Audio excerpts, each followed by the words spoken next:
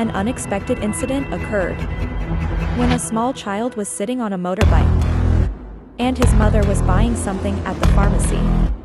When she had bought medicine at the pharmacy, the mother immediately stopped her motorbike with the child still sitting on the motorbike, and the child accidentally pulled the gas lever, and the motorbike immediately ran into the pharmacy shop.